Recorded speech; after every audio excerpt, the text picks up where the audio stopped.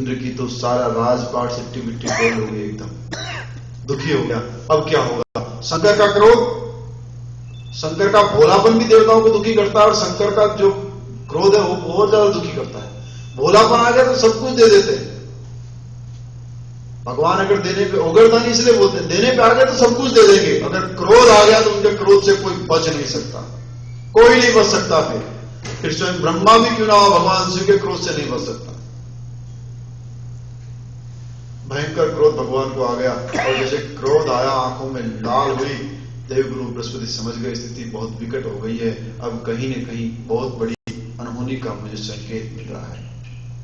इंद्र को तुरंत कहा, भगवान के चरणों में लेट करके क्षमा याचना करने लग जा। इंद्र, अगर तुम अपनी खैरियत चाहते हो, अन्यथा तुम्हारे कुल वंश और परंपरा मर्यादा आज सब नाश हो जाएगा, नष्ट हो जाएगी।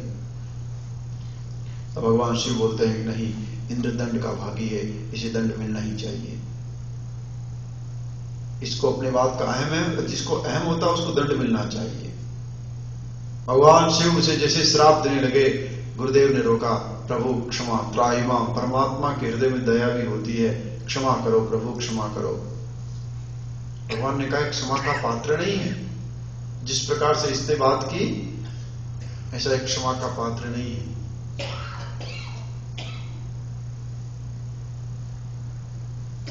भगवान को बहुत भांति भांति देवगुरु ने समझाया, परंतु भगवान को समझ में नहीं आया, और अंतोगत्वा परमात्मा ने कहा ठीक है, मैं इसे एक बात पे क्षमा कर सकता हूं, परंतु मुझे ये बताओ जो क्रोध मेरी आंखों में आ गया है उसका मैं क्या करूं? क्योंकि शिव का क्रोध, शिव को जो आ गया उसको तो फिर आ गया।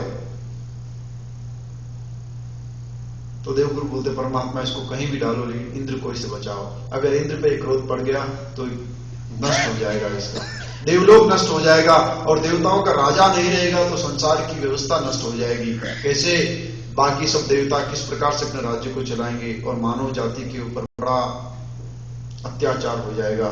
मानव की कौन रक्षा करेगा? असुर लोग बहुत नाना प्रकार से भांति भांति से अत्याचार करेंगे। बहुत भांति भगवान को समझाया, तो भगवान ने कहा कि अब इस क्रोध का मैं क्या करूं? तब बहुत सोचने के बाद उस क्रोध को भगवान ने हाथ में लिया और समुद्र में फेंक दिया। जैसे ही समुद्र के अंदर में क्रोध को फेंका, समुद्र के अंदर में भयंकर तूफान आ गया, बवंडर आ गया, समुद्र उछलने लगा। समुद्र के जितने जीव थे वो उछ के बाहर की ओर फेंक गए, सब बाहर आ गए, और समुद्र पूरा त्राहिमाम त्राहिमाम हो गया, और बड़ी भयंकर गर्जना हुई, भयंकर मूसलाधार बारिश होने लगी, और पूरी सृष्टि हिलने लगी, क्योंकि भगवान शंकर का क्रोध है। घर्षण से उत्पत्ति, सागर क्या करता है, समुद्र क्या करता है, हमेशा किसी न किसी चीज की उत्पत्ति करता है। भगवान का क्रोध जैसे गया, उस क्रोध को सागर ने अपने अंदर लेकर के बाउंडर के रूप में उसको मतने के बाद जैसे छाछ दही से मक्खन बनता है, ऐसे ही उस क्रोध को मत करके एक बालक के रूप में जन्म दे के किनारे फेंक दिया।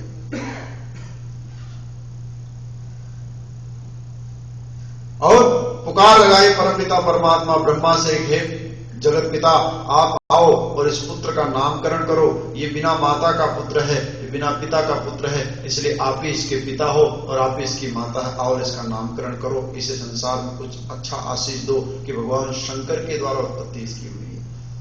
ब्रह्मा जी ने जैसे उसको गोद में उठाया, कहते कि इतना सा बालक, उसने ब्रह्मा जी की दाढ़ी को पकड़ लिया, और पकड़ने के बाद जब उसकी मुट्ठी इतनी जबरदस्त जगड़ गई, ब्रह्मा जी की आंख से आंसू आ गए। इतने छोटे से बालक के हाथ से दाढ़ी को छुड़ा नहीं सके, इतनी तेज उसने पकड़ लिया। ब्रह्मा जी ने देखा ये तो बहुत तेजवान पुत्र होगा, इसका शक्ति, इसका शौर्य तो बता रहा है कि संसार में अनेक प्रकार से अपने नाम को स्थापित करेगा। और उसको कहीं कहीं आशीर्वाद देने लगे, और जब आशीर्वाद देने लगे तो कहा इसको मैं देवराज तो नहीं बना सकता, क्योंकि देवराज तो एक ही होता है, इंद्र तो एक ही होता है, परंतु मैं इसको दैत्यों का राजा बनाता हूं, और इसका नाम मैं जलंधर रखता हूं, क्योंकि नेत्र से छलका हुआ जल और उसके ऊपर पड़ी बूंद, उससे उसका नामकरण हुआ जलंधर। और वो दैत्यों का राजा बना, दिन दिन बहुत कम समय में उसने सारी विद्या को भी अर्जित कर लिया और बहुत कम समय में उसका शरीर बड़ा हष्ट और पुष्ट हो गया। और जैसे ही वो बड़ा हुआ, जैसे ही दैत्यों का राजा बना, शुक्राचार्य ने उसको दैत्यों के ऊपर देवताओं की जितनी कठिनाइयां, परेशानियां और जितने आक्रमण हुए थे उस सबको वार्तालाप बताया और उसी समय संकल्प दिलाया कि तुम्हारा एक ही लक्ष्य है कि तीनों लोगों के स्वामी को अपने घर में ला करके बिठा देना और तीनों लोगों का राज तुम्हारे द्वारा संचालित होना। दैत्यों का यह होता है कि संसार हमारे रूप से चले। बड़ी सुंदर ब्राह्मण कन्या से उसका विवाह करा दिया जिसका नाम वृंदा था, और वृंदा बड़ी पतिपरायण, बड़ी धर्मपरायण स्त्री थी। दैत्य गुरु शुक्राचार्य ने उसको आशीष दिया कि जब तक ये स्त्री पातिव्रत जीवन का, धर्म का पालन करेगी तब तक इस जलंधर की कभी मृत्यु नहीं हो सकती। इतना महान योद्धा हुआ। धीरे धीरे उसने देवताओं पे आक्रमण किया, देवताओं को हराया, सभी लोगों पे आक्रमण करते करते विष्णु लोक पे पहुंच गया और विष्णु लोक में पहुंच करके विष्णु जी को कहा कि आप अपने आप चलेंगे या हम आपको लेके चलेंगे। बंदूक लगा दी, आप चलेंगे कि हम लेके चलें आप। भगवान युद्ध करने के लिए तैयार हुए और जैसे युद्ध करने के लिए तैयार हुए, क्योंकि भगवान विष्णु सुदर्शन चक्रधारी है, वो किसी का भी समन कर सकते हैं, परंतु जैसे युद्ध के लिए तैयार हुए वैसे ही लक्ष्मी ने बड़ी तीक्ष्ण दृष्टि से विष्णु को देखा। खबरदार उठे तो बोला क्यों? बोला देख नहीं रहे कौन है? बोला कौन है? जलंधर आया है। कौन जलंधर? सागर का पुत्र है। तो बोला मैं भी सागर की पुत्री हूं। तो आपका साला है। सो भाई एक तरफ एक साला एक तरफ। इंद्र ने भगवान विष्णु को भी जलंधर ने बड़े आराम प्रेम से जाल में फंसा लिया और साले होने के नाते लक्ष्मी ने कुछ करने नहीं दिया और भगवान विष्णु को भी अपने महल में ले गया, वही आधिपत्य स्थापित कर लिया। और कहा जाता है कि जलंधर ने कई युगों तक अपना राज्य चलाया और बड़े स्वच्छंद ढंग से। इंद्र के न होते हुए भी किसी व्यक्ति को तकलीफ नहीं हुई, किसी को उसने मारा नहीं, किसी के ऊपर अत्याचार नहीं किया, लेकिन सभी देवताओं को अपने महल के अंदर कैद कर दिया। सभी देवताओं को महल के अंदर कैद कर दिया और एक छत्र राज हिटलर शाही उसकी चली पूरा। कोई मंत्री नहीं, कोई संतरी नहीं, कुछ नहीं, सिर्फ जलंधर अकेला और सब कुछ करता था। ये सब देख करके देवताओं के अंदर बड़ा हो गया कि देवता से कैद हो गए। बिना काम के देवता तो बेकार है। देवताओं कोई काम नहीं, न वरुण देवता, न अग्नि देवता, न इंद्र देवता, न वायु देवता, सब देवता कैद। भगवान विष्णु को भी बिठा दिया, बोला जो खाना बता देना, शाम का मेन्यू बता देना, जो खाना बन जाएगा। सबको कैद कर दिया। तब सबने चिंतन किया कि क्या किया जाए जिससे इसका नाश हो सके, और जो जिसकी उत्पत्ति शिव से हो उसका विनाश भी उसी से हो सकता है, उसके बिना कोई उसका विनाश नहीं कर सकता। रावण की उत्पत्ति शिव ने की, रावण का विनाश भी शिव ने किया। तारकासुर की उत्पत्ति शिव ने की, तारकासुर का विनाश भी शिव ने किया। शिव की उत्पत्ति बड़ी खतरनाक होती है, इसलिए कहते हैं कि शिव के सामने सदैव नतमस्तक होकर के आराम से उसके सामने सन्मुख हो जाओ और अपने द्वारा किए पापों को तुरंत बोल दो। पापो हम पाप कर्मा हम पाप संभवम त्राहिमाम पार्वती नाथो सर्व पाप। भगवान शिव के सामने जाकर कभी झूठ नहीं बोलना चाहिए। शिवलिंग के सामने खड़े होकर अगर झूठ बोलोगे तो बड़ा उसका भयंकर पाप मिलता है। शिव बड़े भोले हैं, आपने बोल दिया वो भूल जाते बड़ी जल्दी, और आपने नहीं बोला और ऊपर से उनको मक्खन लगा रहे हो तो उनकी शिवली में मक्खन नहीं चिपकता, कभी ध्यान रखना। वो रोज नहाते रहते हैं और हर गंगा जी को अपने जटा में बिठा के रखे, उनको मक्खन का कोई फर्क नहीं पड़ता। जलंधर की मृत्यु का कारण ढूंढने लगे और जलंधर की मृत्यु का कारण जब कहीं नहीं मिला तो देव ऋषि नारद को पकड़ा और नारद को बुलाया। नारद से भगवान विष्णु ने योजना, भगवान विष्णु बड़े मायावी है, वो तरकीब निकाल लेते हैं, तरीका बता देते हैं, और तरीका बताने के कारण ही भगवान विष्णु को सबसे अधिक उपहास का सामना करना पड़ा है। कृष्णावतार में भी भगवान ने सिर्फ तरकीब बताई थी। कौरवों लोग अपनी बुद्धि से चलते थे और पांडव अपनी बुद्धि से चलते थे। पांडवों को सिर्फ तरीका बताया, एक तरफ मेरी सेना और एक तरफ मैं हूं, तो कौरवों ने कहा मुझे सेना चाहिए, पांडवों ने कहा मुझे आप चाहिए। सिर्फ तरीका बताया, बोला मैं लड़ूंगा नहीं, सिर्फ तरीका बताऊंगा कौन कैसे मरेगा। और ऐसा तरीका बताया कि खुद को श्राप लग गया। नारायण बड़े उपकारी हैं, बड़े सहज से संसार के समस्याओं का उपाय बता देते हैं, बड़े आराम से, बड़ी सावधानी से और बड़े विवेक के साथ में। जरासंध जैसे महान योद्धा को भगवान ने एक तरकीब से मरवा दिया। काल्यवन जैसा महाशक्तिशाली, काल्यवन का नाम सुनकर के कहते धरती कांप उठती थी, इतना भयंकर घनघोर योद्धा, वो जिसकी ओर दृष्टिपात कर दे वो वैसे जल करके नाश हो जाए, उसके सामने कोई शक्ति नहीं रुक सकती थी। ऐसे काल्यवन को भगवान ने तरीके से मार दिया। भागे भागे भागे भागते भागते भागते भागते मुचकंद की गुफा में चले गए और मुचकंद को जो आशीर्वाद था उसी से उसको श्राप, उसको जलवा दिया। भगवान का नाम पढ़ कर रण छोड़ रहा है। भगवान जो करे सब अच्छा है। भगवान को वहां रण छोड़ रहा है के रूप में, क्योंकि भगवान ने कोई पाप नहीं किया, भगवान ने दुष्ट को दुष्ट के रूप में उसको सजा दी। जैसी उसने नीति चली थी उसी नीति से उसको मार दिया। इसलिए संसार में आपको भगवान ने 4 नीतियां दी हैं, साम, दाम, दंड और भेद, है ना। नीतियों का इस्तेमाल करो, विवेक का इस्तेमाल करो। विवेक से दान देना है तो किसको देना है, कैसे देना, सोचो। उटपटांग लोगों को दान दे देते और बाद में फिर समस्या झेलनी पड़ती है। और कितने बाबा टीवी में फिर आते हैं, बोलते हैं उसने ऐसा कर दिया। अरे आप ही ने बनाए तभी तो बने हो, होता ही नहीं होता ऐसा।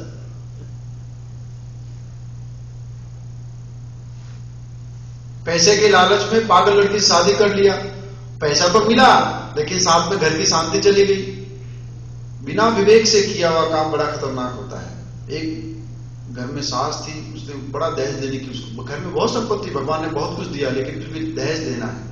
लड़के का विवाह किया तो लड़की वाले से पूछा कौन सी गाड़ी दोगे, मर्सिडीज चाहिए, ये चाहिए, वो चाहिए। लेकिन लड़की पढ़ी लिखी थी। अभी क्या जो पढ़े लिखे बच्चे होते हैं ना, उनका थोड़ा सिस्टम दूसरा होता है। और यहाँ तो सबका सिस्टम एक जैसा है, चाहे पढ़ा लिखा हो चाहे बेचारा कैसा भी। यहाँ बहुत आप लोग मेहनत करते हैं, आप लोग बहुत, मैं समझता हूँ कि आप लोग बहुत बड़े मेहनती। आपकी तुलना भारत के लोगों से मैं नहीं कर सकता एक पल के लिए। जितनी मेहनत आप करते हो उसकी आधी भी भारत वाले नहीं कर सकते। बीमार हो जाएंगे 2 दिन के अंदर। दिन में 3 घंटे 4 घंटे वहां के लोग सोते जरूर है। हाँ, बिना सोने का काम नहीं बन सकता। और वहां की बहू बर्तन मांज दे, ये तो फिर तो लक्ष्मी जी भी ऊपर से आके देखेगी कि चमत्कार कैसे हो गया है। आप लोग तो यहाँ पे मैं देखता हूँ इतने पढ़े लिखे बच्चे हैं, उसके बाद भी बेचारे सुबह जॉब पे जाते हैं, शाम को आते हैं, फिर खाना बनाते हैं, बच्चों को खिलाते हैं, खुद खाते हैं, सो जाते हैं। कपड़े धोने के लिए, कपड़े प्रेस करने के लिए रात भर जग करके प्रेस करते हैं, इतनी मेहनत करते हैं। बहुत बड़े, आप बहुत शक्तिवान हो, बड़े सौभाग्यशाली आप लोग। और आप में, आपको धन्य है, आप बहुत साधुवाद के पात्र हैं, आशीर्वाद के पात्र हैं कि आप इतने जबरदस्त, इतनी मेहनत करने के बाद भी जीवन को बड़े आराम से जी रहे। भारत में बड़ा मुश्किल है। भारत की किसी देवी ने सोच लिया कि बहू चाहिए और संस्कारी चाहिए, जो बोलूं वही करे, और पैसा भी साथ में लेके आए, तो 2 चीजें एक साथ नहीं आ सकती। शादी हुई, लड़की बड़ी सुंदर, बड़ी सुशील, सब कुछ ठीक ठाक, पैसा भी आ गया, शानदार गाड़ी, ब्लैक कलर की अच्छी बढ़िया मर्सिडीज गाड़ी भी आ गई, सबको बोलने के लिए बढ़िया हो गया। दूसरे दिन बहू 6 बजे नीचे नहीं आई, 7 बजे नहीं आई, 8 बजे नहीं आई, तो बात क्या है? दरवाजा खटखटाया तो अंदर से आवाज है, don't disturb me, I wake up the 12 o'clock। मैं 12 बजे उठती हूँ और डिस्टर्ब मत करना मुझे। 12 बजे मैडम उठे, उठने के बाद में तैयार हुए, शाम को बोले कि मुझे तो घर का खाना खाना ही नहीं, मैं बाहर जाऊंगी खाना खाने के लिए। सांस देखती रहेगी उसको, क्या बोले, लड़ाइयां चालू। तो बिना सोचा हुआ काम आप करोगे तो उसका खामियाजा आपको भुगतना पड़ेगा। एक पल के लिए आप समाज के लिए सबसे अच्छे बन गए, पैसा भी ले लिया, बहू भी ले ली, सब लोगों के सामने अपनी वाहवाही करवा ली शादी के अंदर में, कितनी सुंदर बहू आपने पाई है और कितना पैसा पाया है, ऐसा कोई रिश्ता हमारे ढूंढ के दे दो। लेकिन 2 दिन के बाद की परिस्थिति ऐसी थी कि बहू बेचारी बर्तन मांज रही है घर में बैठ करके, सास और बहू बाहर घूम रही है। विवेक से काम करो। भगवान ने 4 नीतियां आपको इसलिए दी कि साम, दाम, दंड, भेद, 4 नीतियां। इसलिए कहते हैं कि कन्या वहां देनी चाहिए जहां पर हमेशा घर छोटा हो, और कन्या वहां के लेनी चाहिए कि जो घर हमेशा छोटा हो, निर्धन परिवार की हो लेकिन विवेकशील संस्कारी लड़की हो। संस्कार जिस कन्या में हो वो कन्या होनी चाहिए। बिना संस्कार की कन्या घर पे ला करके बड़ा, स्त्री के दो रूप बड़े भयंकर है, मैम और मैडम। मैम और मैडम के रूप मिल गए, बड़ा मुश्किल है जीवन को, इसको काटना बड़ा मुश्किल हो जाएगा। मैडम वही करेगी, मैडम तो आदेश वाली होती है और मैम मोम की तरह होती है। जहां थोड़ी तकलीफ हुई तुरंत हॉलिडे, छुट्टी। यहां जलंधर की अब उसको मारने की तरकीबें सोची जा रही है कि कैसे इसको मारा जाए। और गलती किसकी है? देखो देवराज इंद्र ने हल्का सा विवेक का इस्तेमाल नहीं किया, इससे इतनी बड़ी समस्या खड़ी हो गई। पूरा देवलोक अधीन हो गया और सब कुछ एकदम खत्म हो गया। बड़ी समस्या में सब फंस गए, घनघोर समस्या के अंदर फंस गए। भगवान विष्णु ने वहां तरकीब सुझाई और उस तरकीब का इस्तेमाल किया। देवराज, देवगुरु, देव ऋषि नारद जी जलंधर की सभा में गए और देखो, जिसके पास संपत्ति आ जाती है, जिसके पास ऐश्वर्य आ जाता है, जिसके पास सौंदर्य आ जाता है, उसके पास चुपके से दबे पांव अहंकार भी आ जाता है और अहंकार ही उसको ले बैठता है। अहम आया नहीं कि इंसान गया नहीं, बस आने भर की देर है। जलंधर हर बात में बहुत अच्छा था, बहुत सुंदर, वो पूरी सृष्टि की सेवा करता था, सब कुछ बड़े ढंग से चलता था। लेकिन जैसे ही देवगुरु देवराज इंद्र की सभा से देव ऋषि नारद जी जैसे ही उसके सभा में पहुंचे, जाकर के बोले कि देव ऋषि आए, देव ऋषि का स्वागत किया, बड़े सम्मान से स्वागत किया। देव ऋषि का सम्मान सभी करते थे, उठ करके सत्कार किया। सत्कार करने के बाद अपने राज्य की हर एक चीज को दिखाया, सभी देवताओं से मिलाया। देखो, सभी देवता बैठ करके आनंद ले रहे हैं यहाँ पे। ऐसा कभी देखा आपने? बोला नहीं राजन, तुम बहुत सौभाग्यशाली हो, तुम बड़े, तुम्हारी बात क्या करें, तुम तो देवताओं से बहुत आगे हो, देवता बहुत पीछे है तुमसे, तुमने बहुत बड़ा काम किया है, तुम्हारा राज्य बड़ा सकुशल है, संसार में तेरी जय जयकार हो रही है, हर जगह जलंधर ही नाम का जयकारा लग रहा है, कोई देवताओं को जानता भी अब नहीं है और हर जगह जलंधर ही जलंधर दिख रहा है। तब देव ऋषि नारद बड़े बड़े सुंदर ढंग से एक कहानी सुना देते हैं, लेकिन एक चीज तुम्हारे पास नहीं राजन। बोले वो क्या है?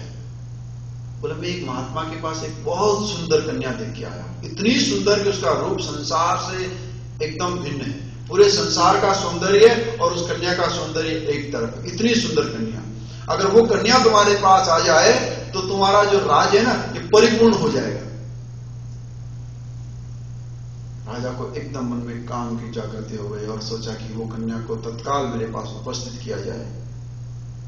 बोला लेकिन वो महात्मा ना बड़ा पागल किस्म का है, वो किसी की बात सुनता नहीं है जल्दी। प्राय कोई भी महात्मा हो, जब देवता मेरे अंदर में आ गए तो महात्मा क्या होता है? इसी को कहते हैं कि हर छोटी चीज को बहुत छोटा मान के चलोगे तो मात खा जाओ। अहम ऐसे ही दबे पांव जीवन में घुसता है और वही अपने लिए मुसीबत बन जाता है। हल्का अभिमान, हल्का अहम आदमी का नाश कर देता है।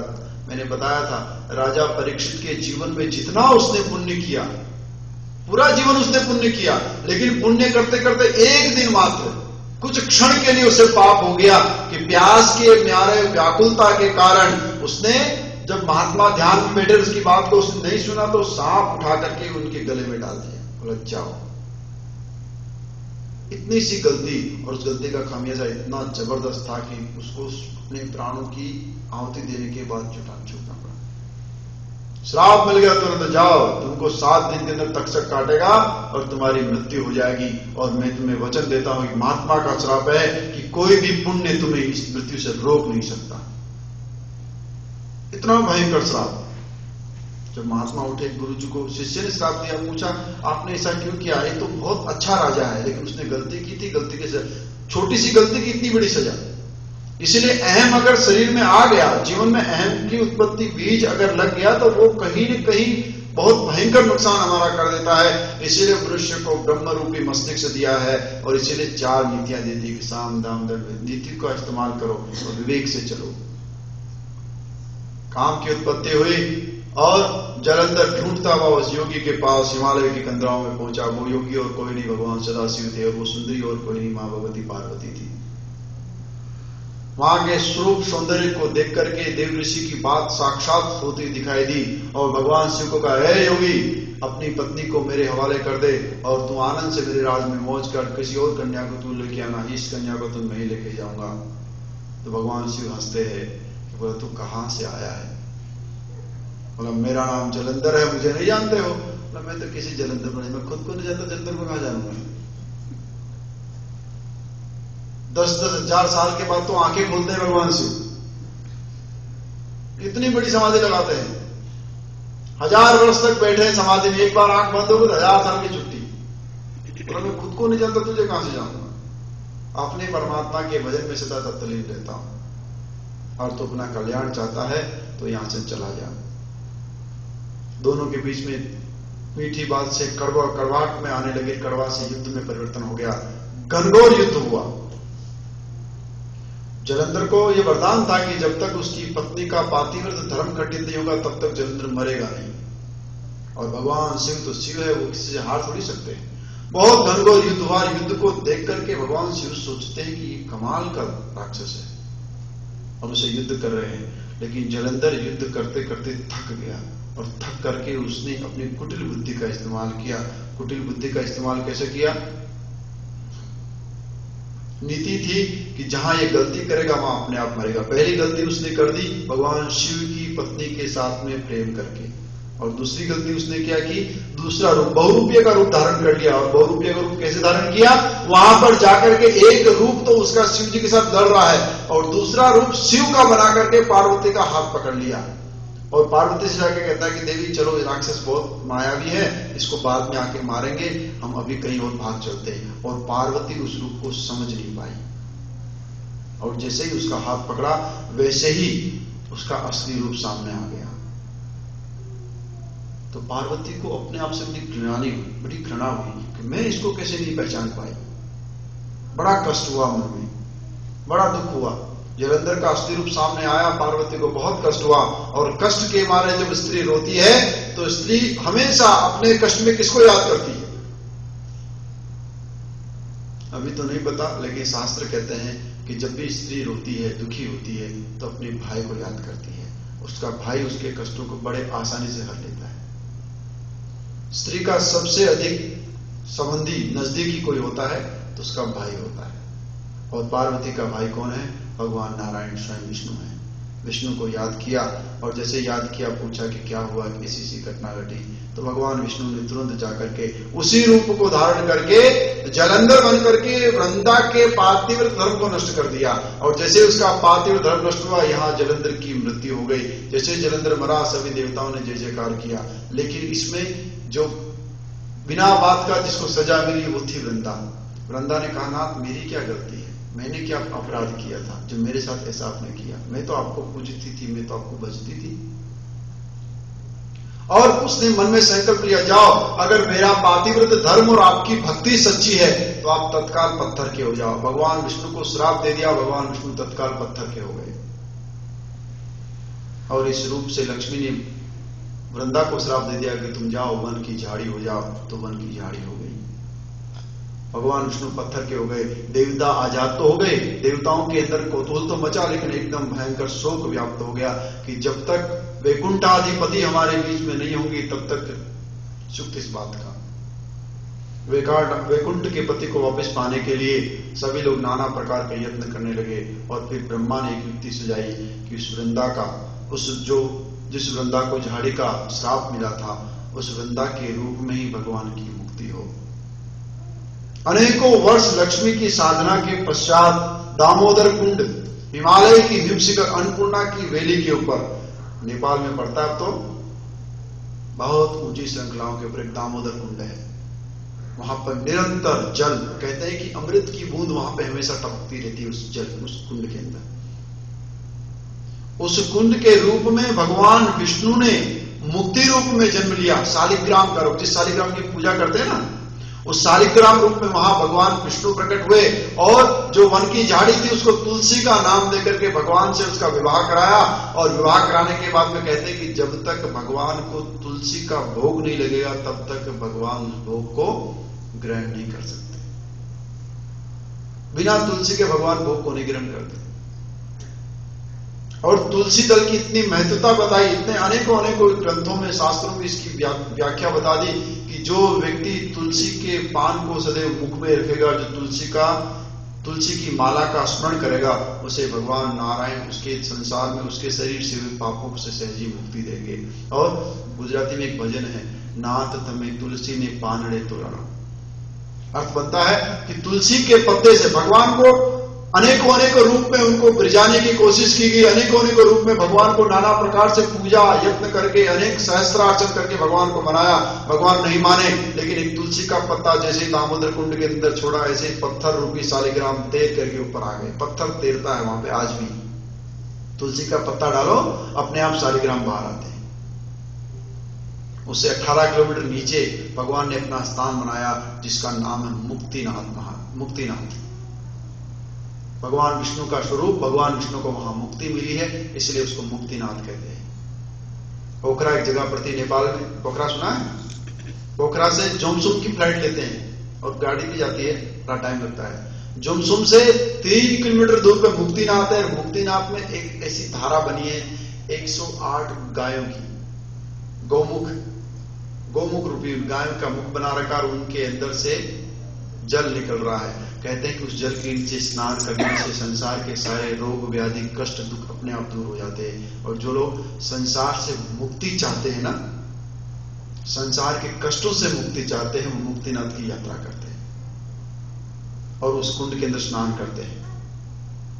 उस सभी धाराओं के नीचे निकलते हुए, एक एक धारा का बड़ा महत्व, अनेकों अनेकों मंत्रों से उन धाराओं को अभिमंत्रित करके रखा है। उनके नीचे निकल करके व्यक्ति आता है और जो वास्तविक मुक्ति स्वरूप में मुक्तिनाथ का दर्शन करता है, वो वहां से 18 किलोमीटर पर बड़ी दुर्गम यात्रा है, बड़ा कठिन रास्ता है।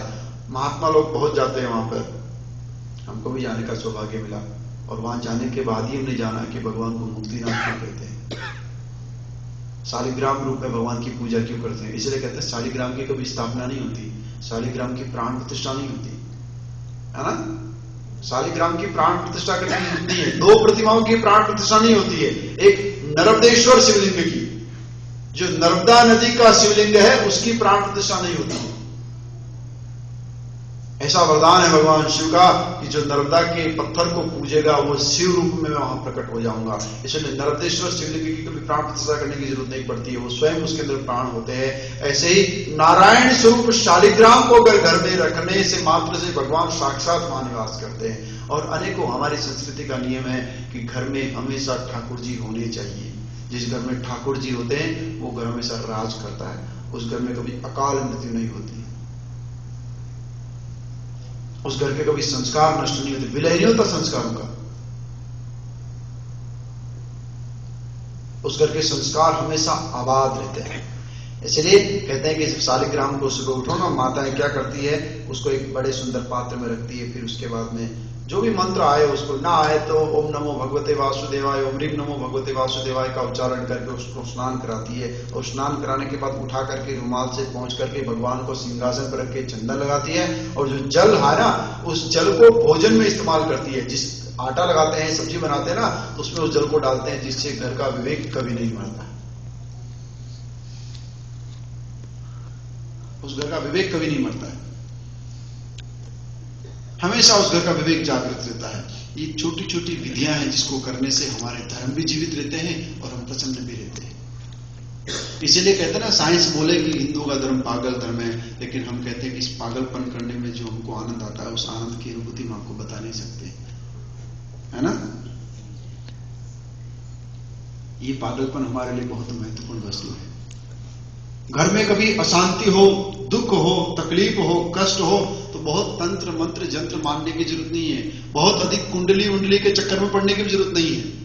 आजकल कुंडली का खेल बड़ा लंबा है। ज्योतिष तो बहुत बड़ी साधना है।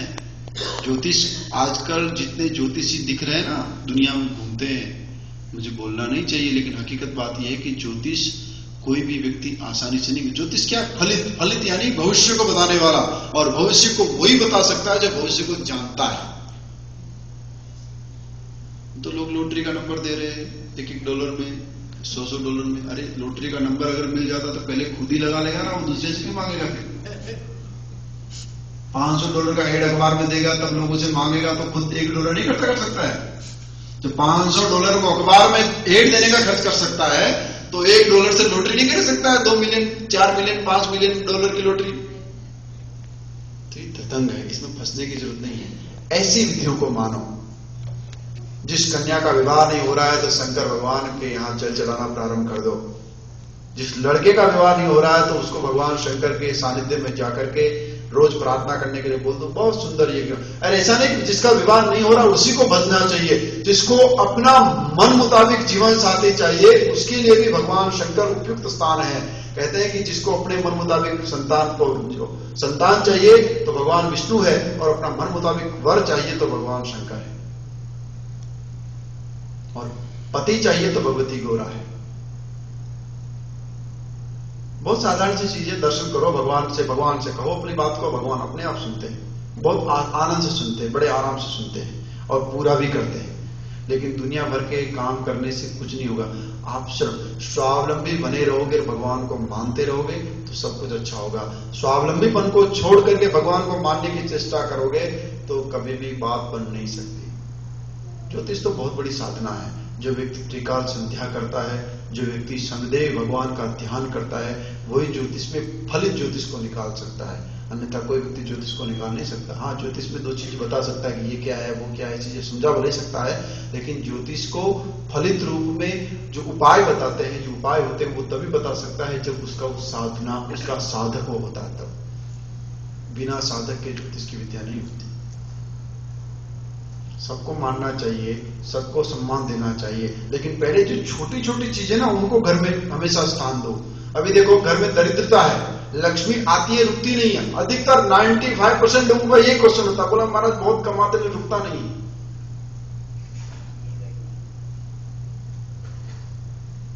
मत रोको, दे दो, लोग ले जाते हैं ऐसे ही। लक्ष्मी रुकने का एक उपाय दो। यहां तो कोई करता नहीं है। घर में कोई कन्या, कोई इसलिए झाड़ू मारती है घर में? झाड़ू कोई मारता है? अब तो हुआ सिस्टम है, झाड़ू की किसको जरूरत है? लेकिन ऐसा नियम बताया गया कि प्रभात काल में उठने के बाद स्त्री अगर प्रभात काल में स्नान ध्यान करने के बाद भी अपने घर के कचरे को अपने घर के बाहर डालती है, रोज अपनी दहलीज पर या अपने घर में एक दीपक लगाती है, उस घर में कभी भी दरिद्रता निवास नहीं करती। छोटे छोटे उपाय बड़े आसानी से कर सकते हैं, बड़े आसानी से कर सकते हैं और बड़े प्रेम से कर सकते हैं, लेकिन जानने की बात है। इसी का नाम जीवन का स्टक हो जाना है। जीवन कहां स्टक होता है कि हम एजुकेटेड तो हो गए हैं, दुनिया को तो जान लिया है, राम कौन है, कृष्ण कौन है, महाभारत क्या है, गीता क्या है, सब जानते हैं। मुझे एक बार एक सज्जन मिले फ्लाइट में, उन्होंने मुझे 5 अध्याय गीता के ऐसे फटाफट सुना दिए, पूरा कंठस्थ था उनको, लेकिन पिछले 3 साल से जॉब ढूंढ रहे, नहीं मिल रही। मैंने कहा जॉब से गीता से क्या मतलब भैया? जो गीता याद किया बहुत अच्छा बात है, पाठ करो बहुत अच्छी बात है, लेकिन इससे जॉब से क्या मतलब? उसका जॉब अलग वस्तु है और भगवान का भजन अलग वस्तु है। भगवान के भजन से अगर तुम संपत्ति को जोड़ के देखोगे तो कभी भी सुख नहीं मिलने वाला। परमात्मा का भजन तो आनंद के लिए होता है, धर्म को निभाने के लिए होता है और छोटी छोटी समस्याओं से लड़ने के लिए होता है कि मन उसमें लग जाए। इसीलिए धर्म होता है। धर्म थोड़ी बताता है कि तुम ये करोगे तो ये चीज मिल जाएगी, ये करोगे तो ये चीज मिल जाएगी। ये तो संस्कार है हमारे, हमारा ऐसा विश्वास है कि परमात्मा को भजने से समस्याएं कटती है, इसलिए भगवान को भजते हैं। और अपने कर्म को छोड़ दोगे। अभी एक ब्राह्मण मिले मुझे, मंदिर के अंदर में सेवा करते हैं लेकिन रोज अंडे खाते हैं। बोला हम तो हमेशा कभी से खाते हैं, क्या करेंगे? होता है ऐसा, आदमी कभी कभी कुल अब माँ बाप ने खिलाया तो बच्चे खा रहे हैं।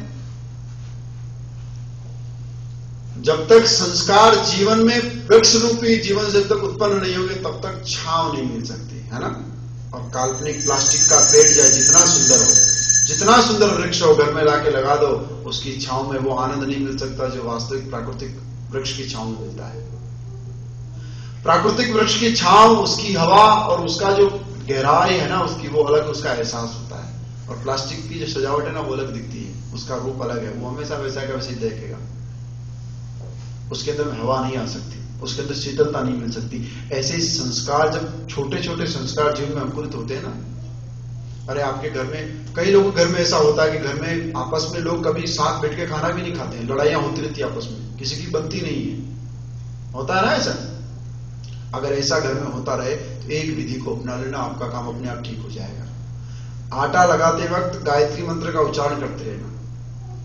ओम भूर्भुवः स्वः तत्सवितुर्वरेण्यं भर्गो देवस्य धीमहि धियो यो न। बस इस मंत्र का उच्चारण करते करते आटा लगाते रहना, अपने आप वो जो मंत्र है ना आपके उसमें आटे में घुल जाएगा। और जैसे ही वो रोटी बनके तैयार होगी, आदमी के दिमाग मन में चला जाएगा, और मन में जाते उसके संस्कार अपने आप परिवर्तन हो जाएंगे। मांस खाने का उसका मन ही नहीं करेगा कभी। ये चैलेंज है, मेरा दावा है, आप करके देखो, महीने भर में अपने आप आदमी पूरे कामों को छोड़ देगा, अपने आप उसका काम अपने आप सात्विकता की ओर चला जाएगा। अभी तो आटा भी 4-4 दिन चलता है, फ्रिज में रख दिया, चल रहा है। होता ना ऐसा? यही आलस्य है, इसी को बोलते हैं आलस्य। सब्जी बनाई, बच गई, फ्रिज में रख दी, कल खा लेंगे। आटा बचा, रख दिया, कल गर्म करके कल खा लेंगे। इसको बोलते हैं आलस्य। जिस जीवन में आलस्य है, कई लोग बोलते हैं कपड़े नहीं धोते हैं, एक 2-2 हफ्ते तक, उसी को फिर वो आजकल आता ना वो साफ करने वाला, क्या बोलते हैं इसको, अरे वो एक ऐसा गोल गोल सा होता है, उसको घुमाओ तो उसके सब रेसे खींच लेता है,